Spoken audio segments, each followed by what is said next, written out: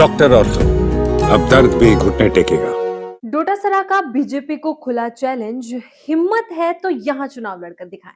नमस्कार, मैं कीर्ति Bhardwaj, channel 4 news Rajasthan पर आप सभी का स्वागत है।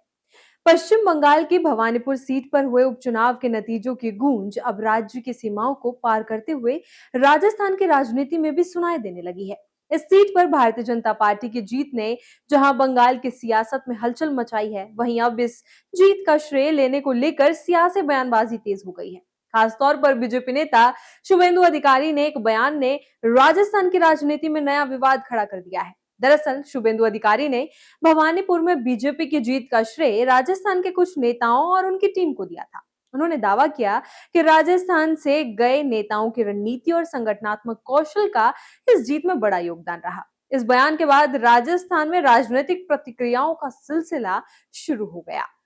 जयपुर स्थित कांग्रेस मुख्यालय में जब इस मुद्दे पर राजस्थान कांग्रेस अध्यक्ष गोविंद सिंह डोटासरा से सवाल किया गया, तो उन्होंने इस दावे को सिरे से खारिज कर दिया। डोटासरा ने इसे अजीबोगरीब बताते हुए कहा कि ये समझ से परे है कि जो नेता अपने ही राज्य में चुनावी सफलता हासिल नहीं कर पाए, वे दूसरे राज्य में जाकर जीत की रणनीति तैयार कर रहे हैं।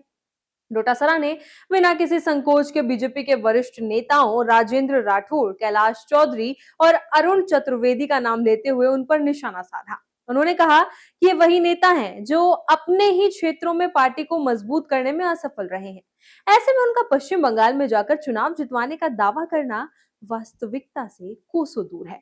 राजनीतिक हमले के साथ ही डोटासरा ने कांग्रेस की कार्यशैली और चुनावी रणनीति को भी सामने रखा। उन्होंने कहा कि कांग्रेस पार्टी में केवल बयानबाजी नहीं होती, बल्कि ठोस रणनीति और अनुभव के आधार पर नेताओं को जिम्मेदारी दी जाती है।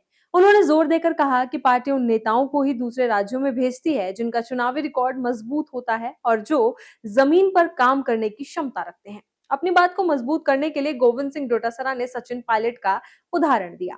उन्होंने बताया कि हाल ही में केरल में हुए चुनावों के दौरान कांग्रेस ने सचिन पायलट को ऑब्जर्वर बनाकर भेजा था, जहां उनकी भूमिका को सकारात्मक माना गया। डोटासरा के अनुसार कांग्रेस की यही रणनीति पार्टी को अन्य राज्यों में भी मजबूती प्रदान करती है।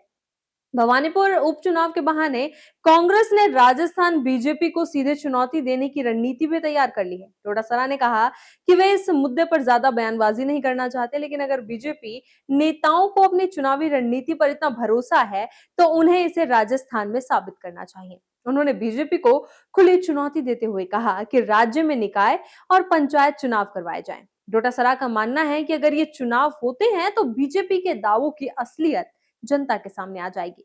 उन्होंने कहा कि जमीनी स्तर पर पार्टी की स्थिति क्या है, इसका सही आकलन ऐसे चुनावों से ही हो सकता है। इस पूरे घटनाक्रम ने यह साफ कर दिया है कि एक राज्य के चुनावी नतीजे अब दूसरे राज्यों की राजनीति को भी प्रभावित कर रहे हैं। भवानीपुर की जीत को लेकर जहां बीजेपी अपने संगठनात्मक विस्तार और रणनीतिक सफलता का दावा कर रही है, वहीं कांग्रेस इसे महज राजनीतिक प्रचार का हिस्सा बता रही है। राजस्थान में इस मुद्दे को लेकर दोनों प्रमुख दलों के बीच बयानबाजी तेज हो गई है। बीजेपी जहां अपने नेताओं की भूमिका को राष्ट्रीय स्तर पर स्थापित करने की कोशिश कर रही है, वहीं कांग्रेस इस दावे को चुनौती देकर पार्टी के भीतर और बाहर अपनी राजनीतिक स्थिति मजबूत करने में जुटी हुई है। इसी तरह की खबरों के लिए बने रहें चैनल 4 न्यूज राजस्थान के साथ। डॉक्टर ऑर्थो, अब दर्द भी घुटने टेकेगा।